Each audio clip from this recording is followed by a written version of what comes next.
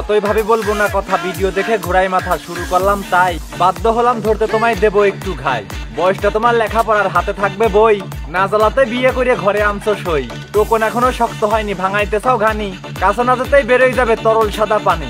আনছো ঠিকই চিকন চাকন কচি একটা মাল, ডলাডলিতে কাজ হবে না, চেষ্টা হবে খাল। বিয়ে মানে জুঙ্গাল ঘাড়ে বাইতে হবে মই, ভাত কাপড় না দিতে পারলে ঘরে থাকবে না সই।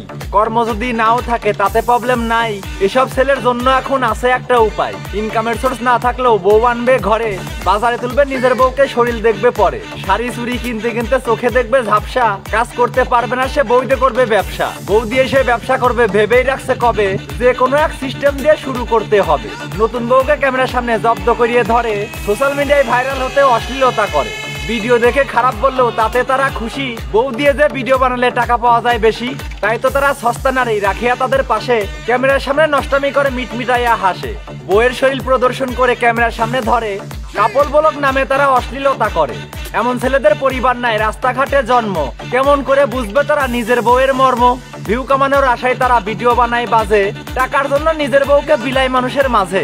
এদের ভিডিও দেখে দেখে দেশের পোলাপান ভাবে, বিয়ে করিয়া বউ নিয়ে তারা ওই লাইনেই যাবে। বউয়ের শরীর বিলিয়ে তারা কিছু টাকা পায়, ওই টাকা দিয়ে সাহেব সেজে বসে বসে খায়। নিজের বউয়ের সম্মান বিলায় নাই তো এদের বুঝ, এরা হলো এই সমাজের লজ্জাহীনা পুরুষ। এদের সাথে সঙ্গ দিচ্ছে যে সমস্ত বউ, আসলে তারা ছন্ন ছাড়া পরিবারে নাই কেউ।